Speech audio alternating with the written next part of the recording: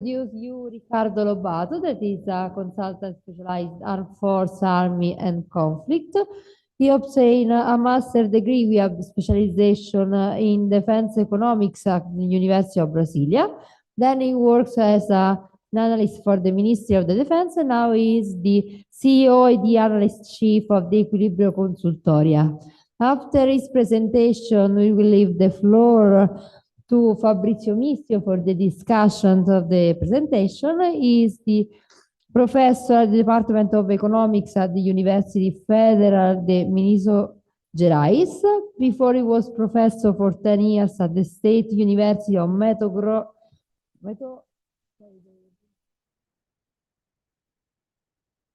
Grosso do Sul, and he published papers in I quote, National International Journal.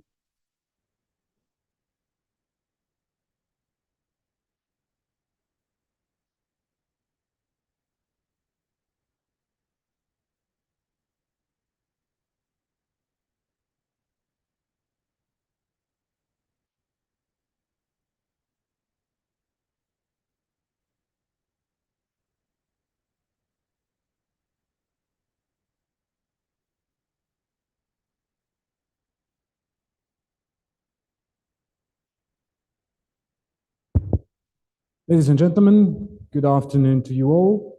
If I may, I'm going to, as a professor, I rather always to be standing than sitting. So I would like to thank you, the presence of you all here today, dear friends of the academic community, in general, in the name of all the military here present, Mr. Ambassador, in the name of the diplomatic authorities as here as well.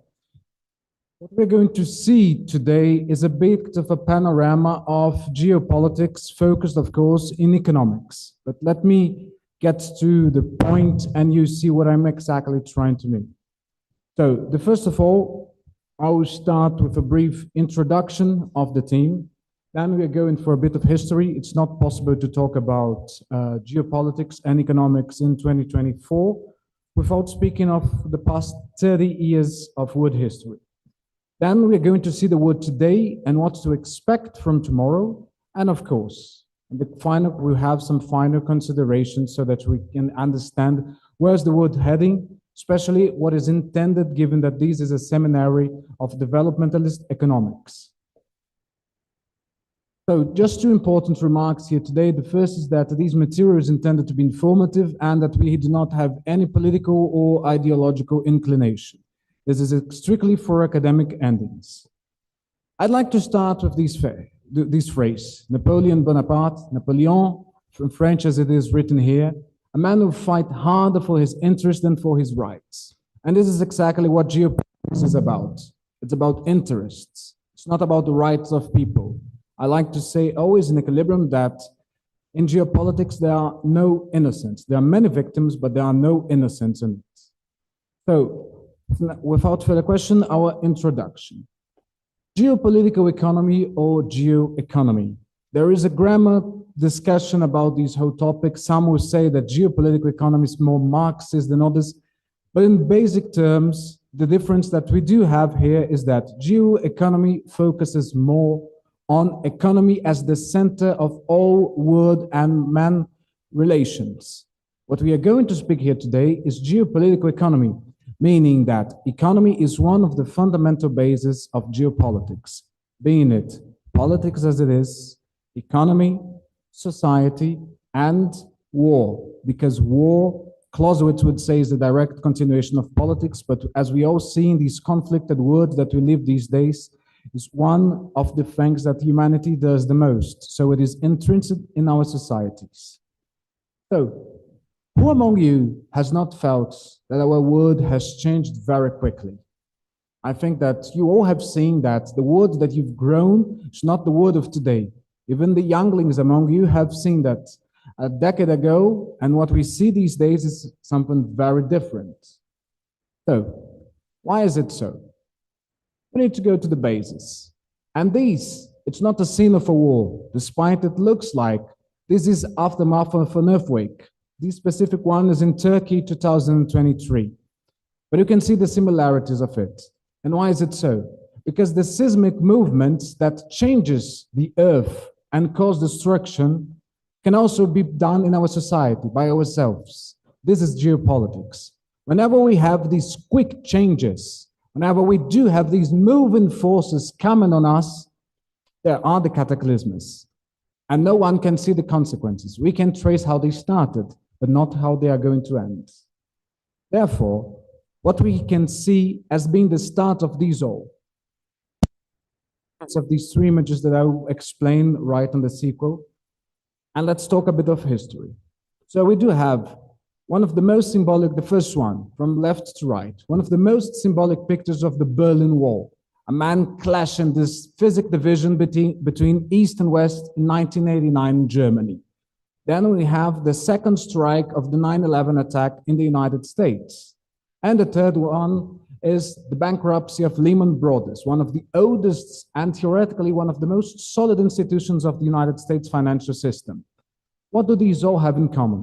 These events, separated by less than 3 decades apart, have shaped today's society. But let's see how exactly we got to here. By the end of the Cold War, we had the unipolar world and the end of history, as dared to call Francis Fukuyama in his so famous called book, The End of History. We all believed that by the early 1990s, we would get in an age of progress, where man would be friends with each other, and that we would have no further discussions. Everything would be dealt only in the negotiation table. But the Cold War left many sequels. One of them was exactly the first Iraq war, called the Gulf War, the first time where the United States power, now being the so multipolar power since the Soviet Union was basically extinct by that moment, triumphed. But the question is, did it so? Because there's a famous line in American politics that says the United States gained the war, but they lost the peace. And how this all started? Well, it started abroad with consequences at home. And these are the consequences. Each one of these pictures symbolizes an year: 1989, 1990, and 1991. First one, we've already spoken of it. By the end of the Cold War, Berlin Wall was just the climax of the thing. Movements that had been coming since the mid-80s in all the Eastern Bloc started with Mikhail Gorbachev's transformations of glasnost and perestroika, his renew economic and then political renew that didn't go along as he expected. And then we can see in the 1990 image that the Red Bloc had been dissoluted and there was left only the Soviet Union, no longer the satellite states of Central Europe. And then by the late 1991, and the Christmas of 1991 to be more specific, the Soviet Union finally collapsed. But we got there due to these two things. The first of them, the first picture shows a KGB office in front of the first McDonald's in Moscow, 1990. What is interesting to see here is that it was with still the Soviet Union standing. It would end only a bit more of a year later. And then we do have the KGB, these KGB offices that represent the apparatus, the repressive apparatus of the Red Bloc. He's posing in front of these McDonald's. But what does this picture symbolize? It symbolizes that economic changes of capitalism from the West were starting to get into the Soviet Russia back then. And so the system started to corrode itself by the inside. And the second thing is this image of Time magazine presenting President Ronald Reagan with his defending defense budget of the so-called Star Wars project. What was Star Wars about? Reagan, United States economy, to win the Soviet economy. What Reagan did was basically raw neoliberalism. He said he embraced the ideas of Milton Friedman, and he said, if we want to win the Soviets, we need to compete with them somewhere where they cannot compete on us. And where was it?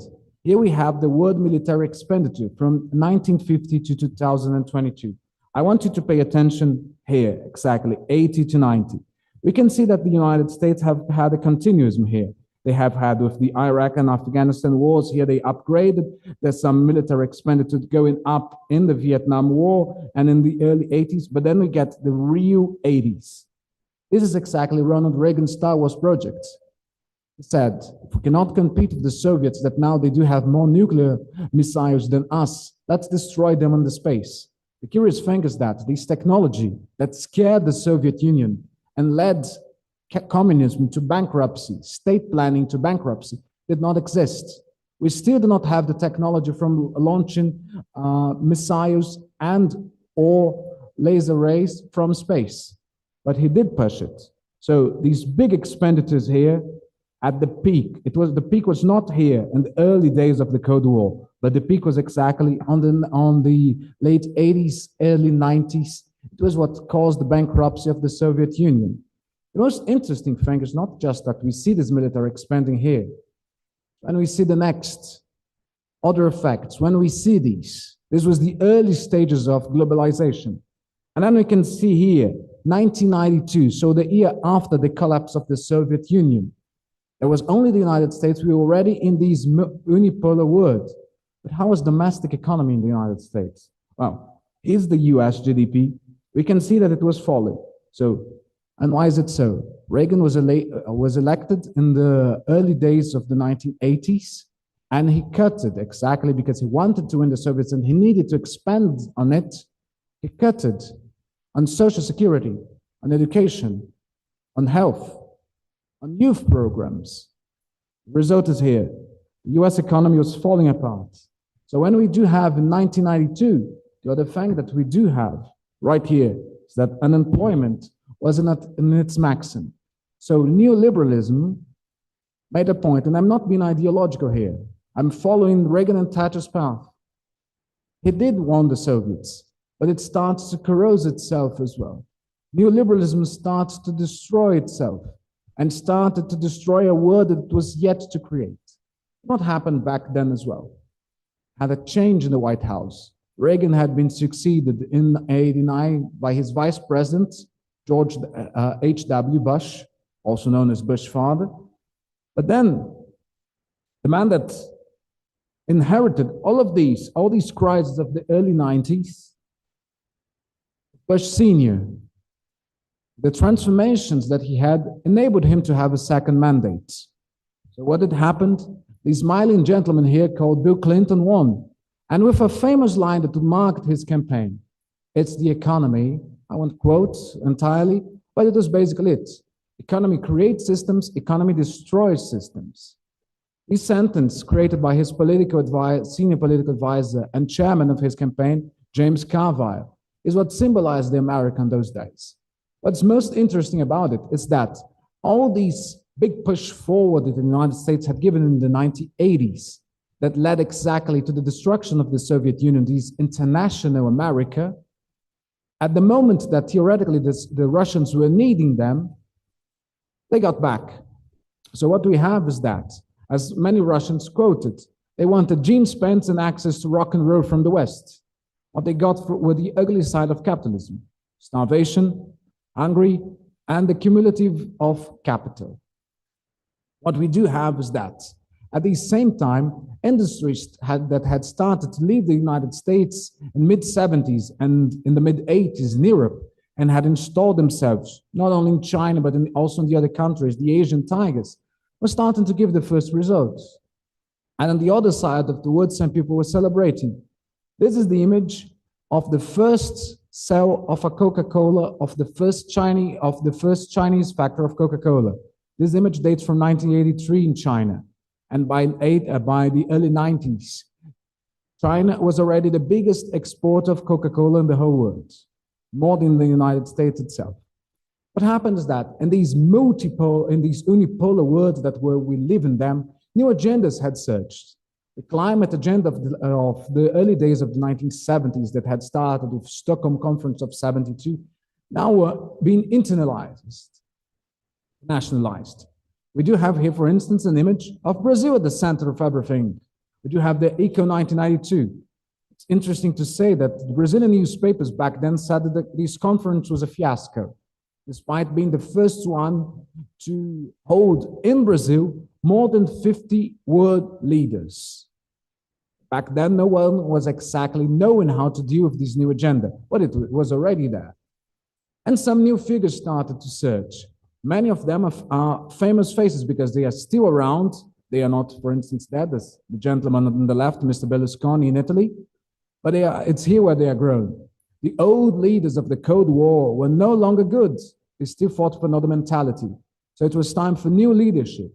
And in Italy, that was being driven by financial capital, what best than put in power a prime minister then is actually a man from the business community. Mr. Berlusconi came in. Based on that fiasco of the capitalism in Russia, the Russians chose someone with a firm hand and elected Mr. Putin for the first time. So this is globalized economy. In this graphic, we can perfectly see what the world was going on. And we can see that with globalized economy, the world, independently if it is world economy as a whole, OECD, meaning developed countries, or emerging markets as a third, we do have a crisis. Everyone comes together. The interesting point is right here. For instance, in the late 90s, we have had the Asian crisis, we have had South American crisis, we have had the tech bubble in 2000, and we have had the Russian crisis in 1998, and many others. So emerging markets, everyone fall, but emerging markets were the ones that suffered the most. And you can see how OECD countries suffered, but not that much. At the same time, when we do have the triumph of the commodities boom in the early 2000s, we can see that developing countries, now no longer third world countries, we use already a new vocabulary. Developed countries are the ones that grew, in developing countries were the ones that grew the most. Developed countries, they kept growing, but not that much. Late 1990s, and the result of the globalization was also this. New technologies came in. Internet surged in 1992. Then we had Microsoft, Google, Oracle, and so many others that are still here present with us today. So these always developed in here. And then came the 2000s. These two images mark exactly what this period was, because it started exactly as this promise of these new bright words, technology, all these new events. But in the first year of the new century, a new war erupted. Now a war that we see no longer the enemy. It's not a state on the other side.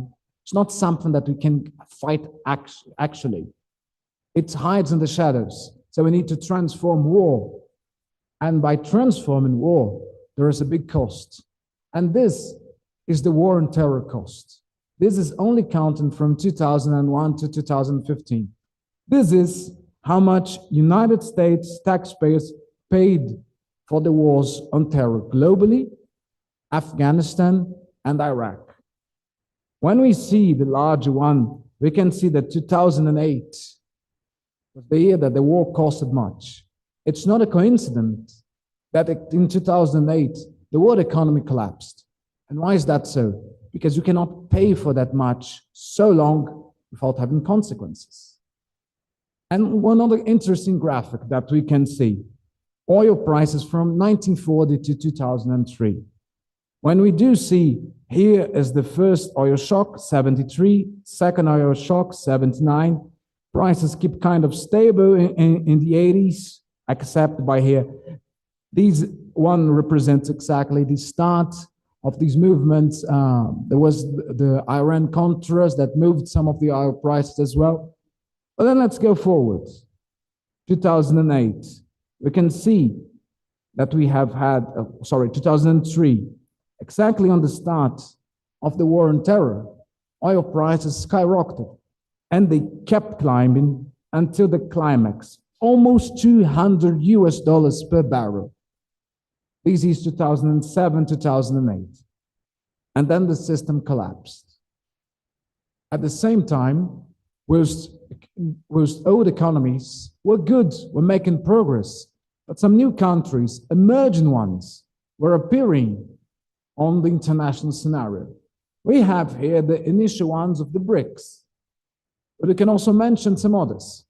And here's the impact of the rise of the emerging countries. We can see, for instance, the sands of Dubai. This image is 2000, this image is 2008. So in 8 years, they built a city in the desert. Brazilian passport. Brazilians didn't know the word very much. Maybe Disneyland or something. These new growing economies Brazilians started traveling, but this applies to all other countries, developing ones as well. Tourists started to be a reality in countries where before only the very rich were able to travel, or if it was in the neighboring country. We have the Chinese boom. After having opened their economies in the mid-70s, the Chinese have thrived. It was not just the Coca-Cola before. They started to export other goods and build their mega cities. This one is an image of Shanghai. And the consequence that also enters in geopolitics, and it's very present these days, but back then nobody cared much, was that developing countries were buying soccer clubs, especially in Europe, and some basketball clubs in the United States. We do have, for instance, here, Russian money buying English teams and taking them to be the champions of Europe. How is the US economy? After all, we are talking about a world where the United States is reigning. It's unipolar power, this unipolar world. What do we have is this expansion. We do have a US economy from 2000 to 2008. And we can see that this is exactly the Afghanistan, Iraq invasions, 2001, 2003, and then the United States economy gets bigger. It collapses, it does not collapse, but falls a little bit in 2006, but then it came to 2008. And what is one of the explanations that we can credit these? Right on these other graphic. Growth of US private debt. As I mentioned before, this expansion and the cost of these wars have had an impact in the United States society. Anyone who has been to the United States between 2001 and 2008 could see that whilst two major wars were being fought in the Middle East, it seemed that nothing had changed at home, because it was meant to be so. It was used and was to be shown that the United States had the power to fight two major conflicts without affecting the society. But what happened is that the expansion of this economy had a cost. We do see here households, it was the basis of the crisis, but then we see the non-financial business growing as well, and we see the financial businesses. All of these is leveraging. It was an economy based on leverage, meaning that despite being so strong, the result of Bretton Woods' destruction in 71 and 73 by President Richard Nixon came right here. Nixon famously quoted that you did not need a US dollar standard because the United States power was its bond. Collapsed here. They leveraged their economy. And what was the result of these 4 words? And then came the crisis. The crisis went much further than the US borders. The crisis became global. We can see here some of the European flags, because the most affected by these crises, as we had a globalized economy, were exactly the ones that was most linked with the United States economy, especially European Union and many of its states that had many investments in the United States. And those who are exactly here at the bottom are the ones who had the most fragile economies in Europe. And why is that so? Because at these moments, their economies, the substract of their economies, were not themselves, were not activities that they produced, but it was exactly the fact that they were linked, because they had made the miracle of a single currency and of a free trade space back in the 90s and early 2000s. But they suffered as well. And the other effects of the crisis were that the countries that, despite having economies linked to the United States and also to European Union economies, were more or so independent because of many factors. When they were still developing countries, they started to grow more. In 2009, we have the formal creation of the BRIC bloc, now BRICS, and discussion on BRICS Plus. The basic ones that are exactly the countries that I showed in the other chart. Brazil, Russia, India, China. South Africa came right after. And what are the other effects? Well, we do need to think that many of these countries, especially when we do think on Asia and South America, their economies work in a different perspective than in Africa or Central America and the Caribbean. What happened from there on was that due to the aid packages that both the United States started applying to its own economy and the European Union to the member states of the bloc, refugee flows started to grow. It's a calculation as quoted in the National Geographic magazine in 2015. Refugees said, between living with $2 a day in the Sahel, a very dangerous region where I can plant, I can do anything, I'd rather go to Europe, where even if I have only a 20 euro salary a day, that's better than what I have here. So the old countries started to get even more attractive despite what they were passing on in their economies. We have had the big push because especially the so-called global north, but also the south, saw that the way that economic policies were being conducted, with industries still based on carbon demand, on an energetic perspective that was no longer present, was no longer due to what they wanted, was not possible. So we started to change this page, and climate activism became government policy, not as an activism, but as policy making. We do need to look at our climate. There's no other planet Earth. And the world started to embrace the idea of multilateralism. Why do I say so? Because exactly because of the coming up of new powers and the resurgence of old ones, the world started to see that not exactly sharing power, but that was needed to have more discussions. Other countries that were then not in the so-called big tables of negotiation. This is the image of the Pittsburgh G20 summit of 2009, the famous summit where then recently elected President Barack Obama turned to Brazilian President Lula and said, "You are the guy." This phrase can be interpreted in many ways, but it was basically being said so, that you are now on the table. How is it going to develop? It's something different. But the symbolism of these moments, considering that the G20 was a 1990s institution that now had come more to relevance, needed to be seen. What were the impacts of the effects of the crisis? Because those were the major effects of the crisis. Now we do have secondary impacts of them, derived from them. We can call them two, can name them exactly. First one was the ascent of the far right. And why is it so? What happened exactly? Many of the policies that were being taken here were a sort of reshape of the social democracy policies of the post-World War II, but still with a neoliberal facade. They were defined, but they didn't make a point to everybody. So for instance, let me get through one specific topic, an example. We go and speak with someone from the agro community in Europe these days, independently if their government is pro or against the EU, but they are unhappy at these moments because they see that the taxes practiced by the states are too high for them. So what do? They try and go and vote for something that's different. This is in the global north. We come to Argentina, and given that the traditional Peronists, the neoliberals, or the declared left has failed to conduct the economy, they go right.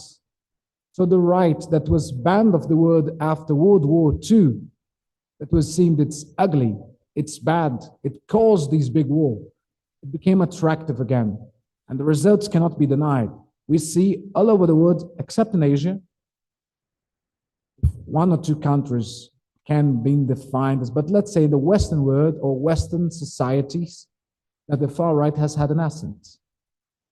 And the second element, therefore, I started my presentation talking about tectonic moves, is that whenever you move too much, too fast, the obvious consequence that you have, it's war, especially if it is a clash of big countries, central ones. And focusing on economy, what do we have from here?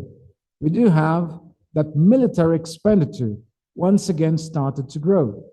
We can see on the first charter, right here, this is 2001. So it had grown a little bit with the start of the war on terror, but the war on terror brings a perspective. We need one technology, the second, troops, soldiers that are very well trained, very well focused. Let's call them special forces. We need these two. So despite I have this expansion on my expenditure, it's not that much. And then there is a falling. Come 2009, pam, pam, go 2012, gets more or less 2014. Change of paradigm. Have Russian annexation of Crimea, and also on the other side of the world, the Chinese, before flexing their muscles in Taiwan, they started to absorb more of Hong Kong. Not exactly breaking, but making their own interpretation of many of the clauses of the delivering of Hong Kong of 1997. So what the world sees is that those old good days of peace that never actually came, they were now really dead. So the world started to expand more. Because what do we see in both of these cases and in many others? Because conflicts in the Middle East start to all pop up. The United States had left Iraq in 2009, but then then you see the decrease, but then they went back in 2013, 14 because of Islamic State. Crisis all over Africa, mostly based on terrorism, but now starting some coups. So the world starts to get hot again. And this time, it's not just technology, despite technology being a pivotal effect and having a pivotal effect on it. This time, what do we really have here is that we need manpower and munitions. War becomes global again. Scale becomes global. And it remembers a scenario 100 years earlier. When we go to 1870s until the start of the Great War, we can see that we had started to increase military expenditures all over. And then we, of course, still have the United States as being uncontestably the country that most expends on defense. We do have this chart from 2022, and we can see that the two countries that directly compete for global supremacy are number 1 and number 2. Number 3 is a country that's in war. Number 4 is a country with very tense borders. And number 5 is a country that has regional pretensions. And the others are traditional expanders. We do have United Kingdom and Germany, United Kingdom, Germany and France, some of the protagonists of World War II that kept their way ahead of world as being world powers after war, even when Germany came back in the 1950s. South Korea is a very specific situation because of its tense border. Japan starts to rearm itself, first time since World War II. And then we have Ukraine. Not only then we have Italy. But look the discrepancy that we have on these data. These are the solid dates of 2022. The war in Ukraine was already of almost a year of it. The United States is the sole producer of weapons in the world. A country directly involved in the conflict is the third. A country in which the war is fought on its borders. It's right here. So there's something weird right here. And what were the other effects? Well, the other effects were that new diseases started to surge. And why is it so? Because the old treatments with the globalized population, more than 8 billion people, were not in effect anymore. And many of them did not believe in traditional science. And the second came with digitalization and the AI. All that tech boom of the late 90s, early 2000s now starts to develop itself, going further in it. But what comes together? Something that had already been seen in the 1990s, unemployment. Societies these days, they do struggle. And this is one of the greatest concerns, both of left and right. So what are we going to do with a mass of people that are unemployed? If this is a preoccupation in the global north, imagine in a country like Brazil, which we do have a very high mass of the population that it is unskilled. And these days, we do have another problem. Education, that in the past was an insurance that you had that you would get a good job. These days does not mean that anymore.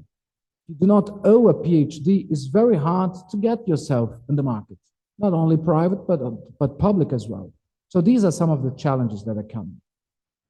Other effect is the increase in the drug consumption. As same as in the 1930s, we have had the skyrocketing consumption of drugs because of the crisis of 1929, after the 2008 crisis, and all of the problems of the 2010s and early 2020s, it is rational to assume that people are going to start looking for, let's say, something to get them around. In popular culture, a way to get high, to get away from the problems. And what we do have is that South America, still one of the epicenters of drug production in the world. The other one's right here, the Golden Triangle, 2 golden triangles in Asia, and then all the routes. But what's most interesting is that we do have is that now Europe became the epicenter of drug consumption. For instance, in the cocaine trade, you do have the stabilization of the North American markets, not the decrease, the stabilization of cocaine consumption, and the increase of meth, crystal meth, and opium. The opium, this problem with opioids that's raveling American society, be them legal or not, it's very high. But for instance, today, sorry for the vocabulary I'm going to use, but the commodity that's most counterfeited in the US border is no longer drugs, it's people. People became an asset. The people trade became once again an asset. And in Europe, what you have is that with so many problems and the war back on their borders, cocaine consumption got even higher. And then these pressures, societies and governments even more, because of these, social security is also pressured. Health systems are under pressure.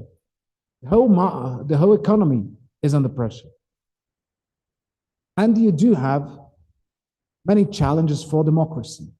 Because if people, independently where they are on the political spectrum, stop believing in democracy, talking in the Western perspective, after all, most of all, actually. If people stop believing in democracy, you stop believing on the basis of the system that it was founded. You stop believing in what Greek philosophers developed more than 3,000 years ago. You stop believing in the liberal revolutions of the 18th and 19th century. You stop believing in all the principles that led the world and led to the creation of the UN Charter in 1944-45. You stop believing in it. So you corrode the system on the inside. So, get into our final considerations. First one is that in 1989, the year where we teared down the Berlin Wall, the world had approximately 7 walls. These days, we have more than 70 constructed and under construction. In 1989, the last phase of the Cold War, we had around 50 armed conflicts in the world. Remembering that the Soviets had withdrawn from Afghanistan that same year, and that the Vietnam had ended the decade before. So there were more smaller ones, localized. Central America, some in Africa, like resurgences in the Rhodesia transition to Zimbabwe, and so on. One in Northern Asia, but still known in Europe. We would have in the 1990s with the dissolution of Yugoslavia. But then we have nothing.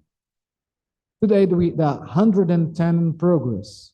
It was recently came to public by SIPRI, an institution, Stockholm Institution of Political and International Affairs Research, that 2023 was the year with most deaths by conflict in the world since 1945.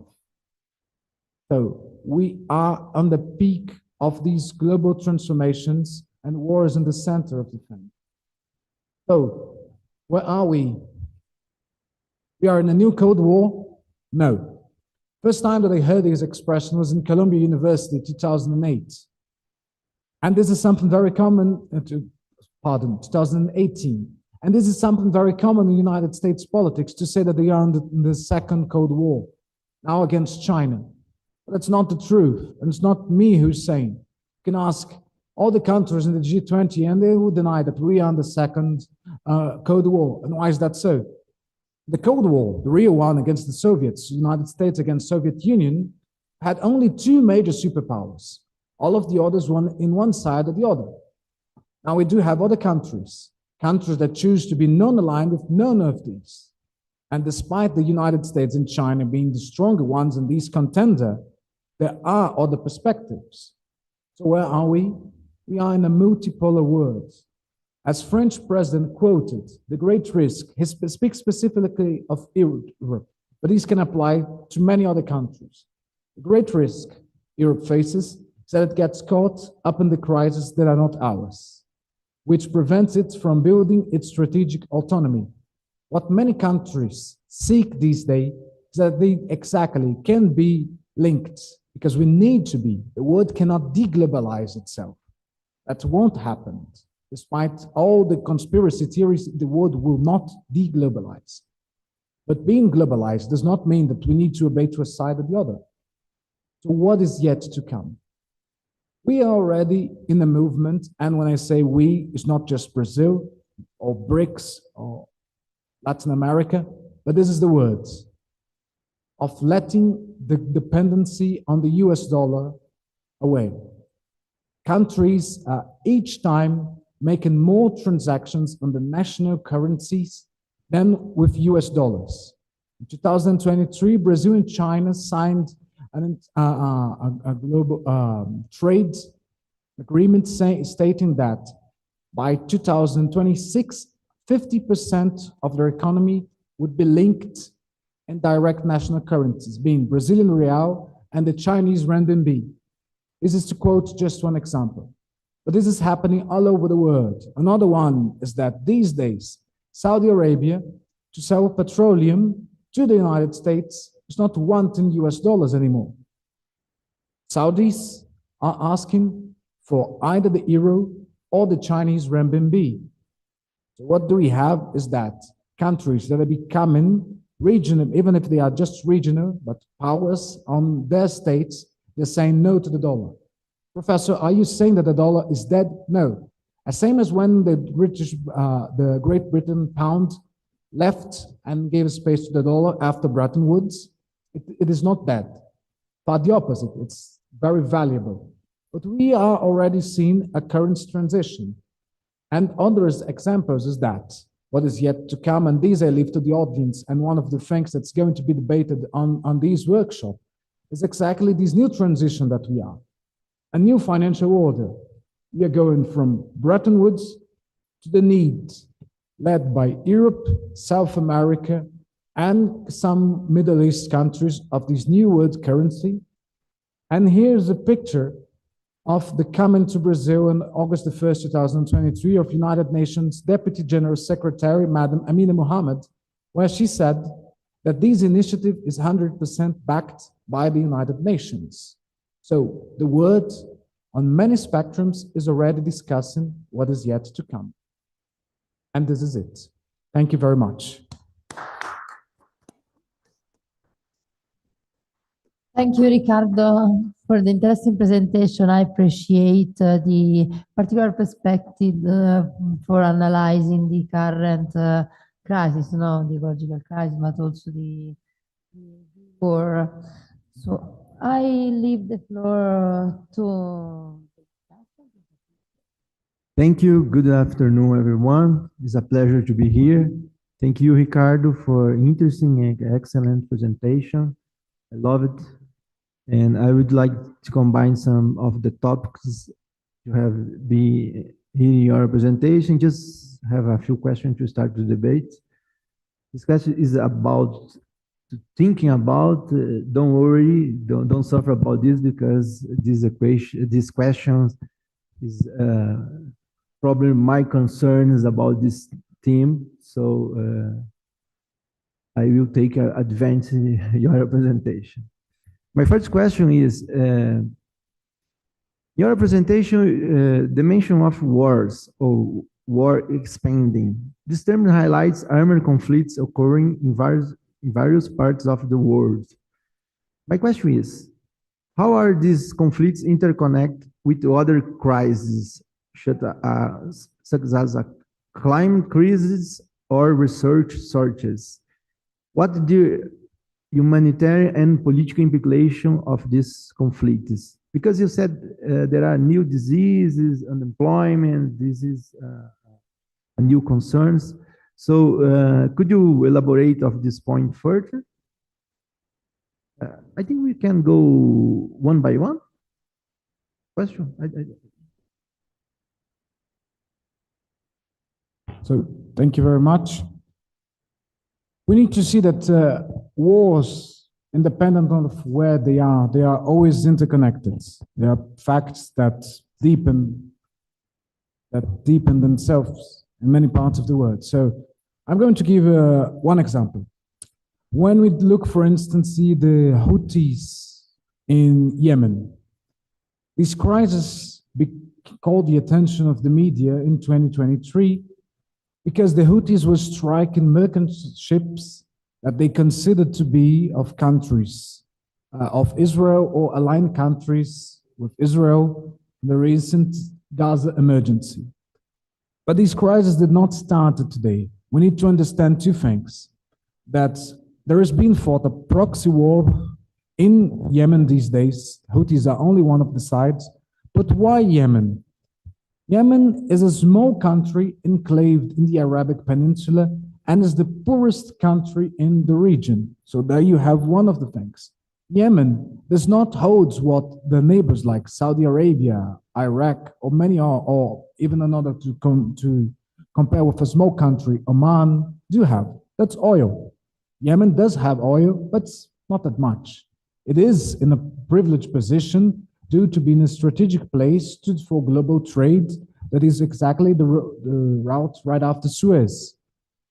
But the country is extremely poor. So we do have the first reason here. We do not have numbers of COVID in there, but we do know that it decimated a lot of people.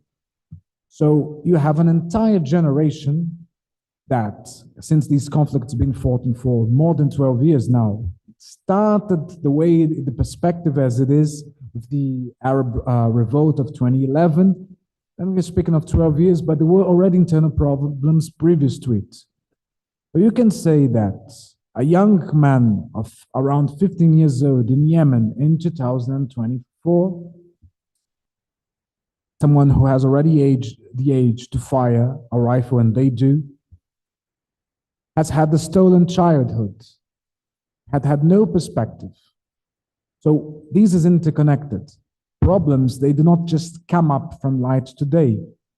We do need to see, for instance, to look to Europe, the place where you still have, now with the Ukraine conflict, it's changing a little bit. But until a couple of years ago, one of the places that was the epicenter of weapons trade in Europe was Serbia and Montenegro, separated, not as only one country, the two countries. Why is that so? These are two of the most affected nations of the war, of the Yugoslavian wars of the 1990s.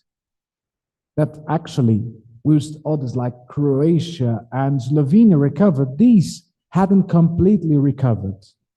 So problems, when they are not resolved, they come from time to time. So we do have the consequence sometimes, as the second example, of old wars resurging in new conflicts, or as it is in the case of Yemen, natural disaster, poor population, diseases, all that lead to the fact that that region be the precise scenario for some conflicts. Excellent. Thank you for clear answer. And you said in your presentation the new role of the developed countries. My second question is about this. So, in your opinion, what is the role of the geopolitics in avoiding conflicts, systemic crisis, and climate disasters, now including developing countries at the table? You need to see that the crises, they are here to come. The great thing is that world leaders, politicians, policymakers, we can name the way we prefer. They need to see one thing, and here I'm going to quote Churchill. Leaders are not tested when the situation is all right. Leaders are tested in crisis. So how you respond to it and what comes after, if you do not create a bigger problem, is what's going to measure who you are or where you're driven, where you drive in your society. The word has dramatically changed, and this is exactly my initial quote. One of the things that we do need to see is that we are going to keep changing, but we need to be against these changes, or can we control and drive these changes? Yes, I agree with you. So my final question is, because you said in your presentation about the systemic crisis. So this term alludes to crises that affect the entire system, such as the global crisis of 2008. I would like let's know what your opinion about the role of the global institution play in the management this crisis. How the systemic crisis impact different regions and social groups. And you have anything different now? Well, what we can see is that we have two perspectives here. The first one about global institutions acting on it. If it was not the old global institutions like the IMF, the World Bank, Bretton Woods institutions, the crisis would have been much worse, no doubt. And of course, we cannot mention Europe without speaking of the European Central Bank and of the then its chief, Signor Mario Draghi, who was the man responsible these days, and this is something recognized in Europe, to keep it alive. Without Draghi saying that he would buy the bad bonds, as many as they were, there would be no European Union in 2024 to speak of. But what we do need to see as well is that new political and economic institutions came from this. We do have, for instance, the BRICS Bank, popularly known, but formerly known as NDB, Chinese investing in a lot of multinational institutions, especially finance ones. And we do need to see as well that local institutions were able to counter the effects. There is, for instance, a famous line between President Lula and then President Barack Obama, where President Obama asked President Lula, this is in his biography, by the way, he asked, how could you counter the effects of the crisis in Brazil? And he said, I have public banks. And President Obama said, how so? Then he spoke about what we know as Banco do Brasil, BNDES, Caixa Econômica, and so on, and said, that's fantastic. I don't have these instruments here. And after that, the United States government, via the United States Treasury, started buying shares of the Bank of America. These days, the United States government owes more than 53% of Bank of America. So it had also an impact on the head of the policymakers in countries that had, let's say, already resolved themselves. Thank you, Ricardo. These are my questions. I learning a lot and appreciate this opportunity. So thank you. Thank you, Orero, for inviting me, and I give back the word to Chiara.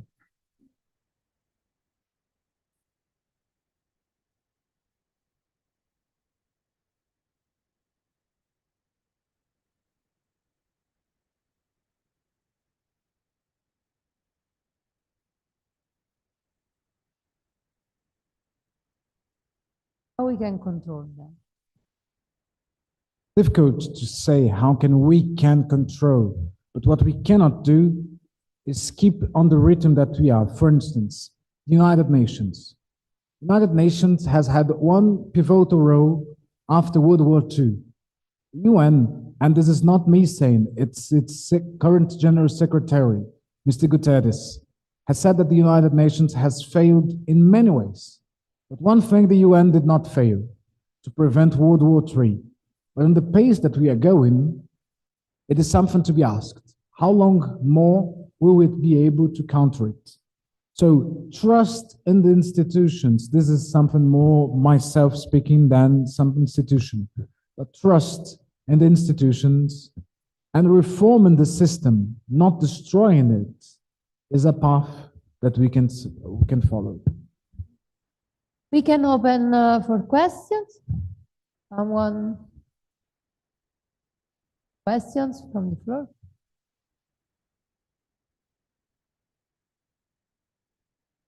No? Can finish the. Oh, there is a question.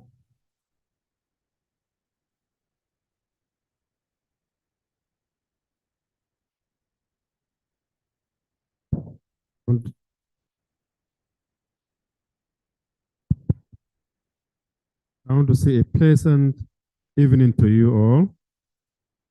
Professor Ricardo, I really enjoy your lecture.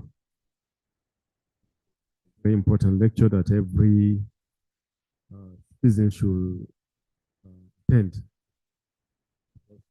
Global problem today, the war in the world today is terrible. And we need to know the way forward. What is the way forward? How do we tackle this? So happy that country I am here, Brazil, did not dive itself into that kind of war. I love the government of Brazil for that. Professor, what is the way forward for this? How can the world tackle this war all over in Africa, North America, South America, everywhere in the world? How do we tackle it? Thank you very much, Mr. Ibrahim. Now, I believe that stopping wars is something very difficult. Tackle them whole. I want to be a pessimist. I'm being very realistic here. Stopping wars is something difficult. But on the face of conflicts that we do are, war cannot be something to be traded off. Of course, countries need to expand and defense, but focusing the foreign policy only in defense, it will strike exactly to more conflicts. When we have in the 1950s, the changing right after in some countries, 47, 48, World War II, the name of ministries from Ministry of War to Ministry of Defense was already based on the perspective that we do need to have a policy based in our defense, not in war, the act of aggression. I think is that many people have forgotten about this. What we do need is to recover this perspective that wars are going to happen. There's some way of avoiding that they escalate. There's some way of preventing more of them, but how to stop, I really don't believe it's possible. But we do need to recover the perspective of not attacking first, because if one does not attack the other first, then there'll be no conflict.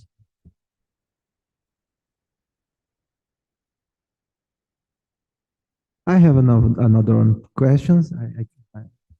So you are talking about war, but I want to conclude in more optimistic way. So my question is, how can we promote more integrated and collaborative approach to address contemporary changelings? And Ricardo, in your opinion, what are the examples of successful initiatives in this regard?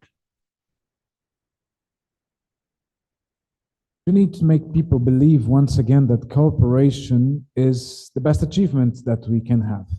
I think, and we have some European colleagues in the audience here today, that European Common Market was the pinnacle of it.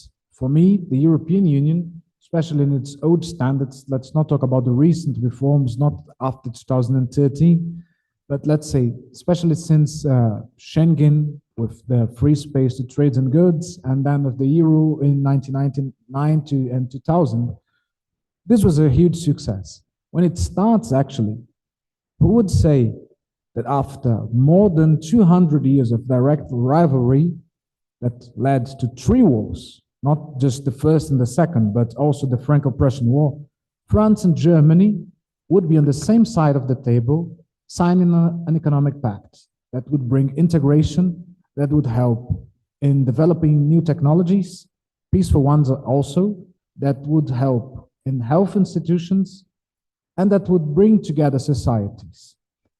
Yesterday I was reading, I want to deepen my reading on this new report, that's exactly the consequences, the report isn't, there's another name, but the consequences of Schengen 30. So what happens after these 30 years of integration and what is yet to come? And I believe that if we can push these blocks to integrate more instead of getting themselves more separated, we do have, for instance, here, not just to speak of Europe, but Mercosur.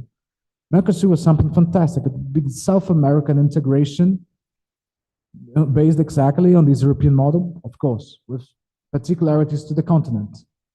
If we could, back to these, when we think that in 2024, the Americas were more integrated when the Incas ruled all of the Pacific, or when the Spanish and Portuguese crowns were together in the 17th century than these days. Sorry the word, but it's an absent.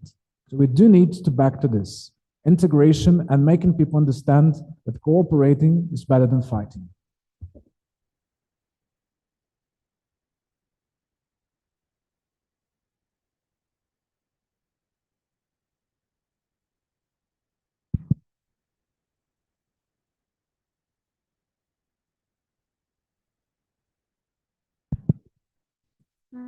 Thank you. Seminar. And I was interested in hearing more about your perceptions on the polar world versus the unipolar world. As you can see that the US still has a lot of influences. Thank you. Well, the multipolar world is already a reality. The way that it's taken, that's what's most complicated, because it's exactly when we do have these many poles of power, there is these shocks, because everyone wants to be the one, and then it goes to the colleague here question on the collaboration.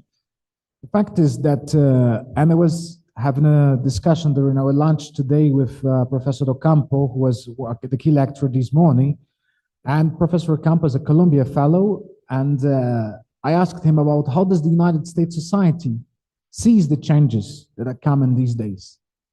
And his answer was most in line with what some other American, he's Colombian, but lives and teaches in the United States. And his answer was aligned with somewhat another American colleagues had already told me. The US establishment already knows that the American word is over. But the same as the British knew that their colonial word was over after World War II, takes a couple of decades until the society itself assimilates it. So I do believe that we are on this path, that once, it's interesting because once in the same university, a professor, he was a Brazilian, had made his PhD in Germany, and he said something that I carry very much on me, that you know that a superpower knows that it's changing when you do start having books on the bookshops about former empires that fell.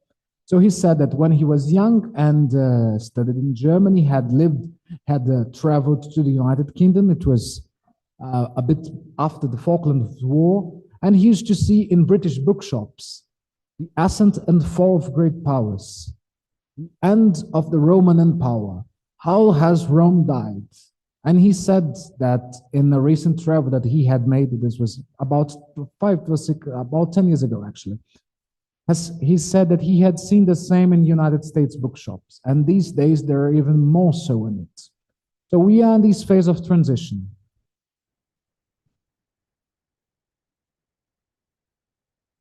Questions?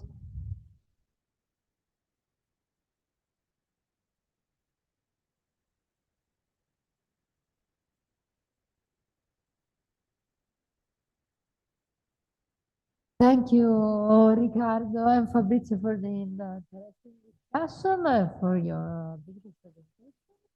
We can conclude the first special session. For the presence of all people here. Tomorrow we will have here two ordinary sections. Thank you. Thank you.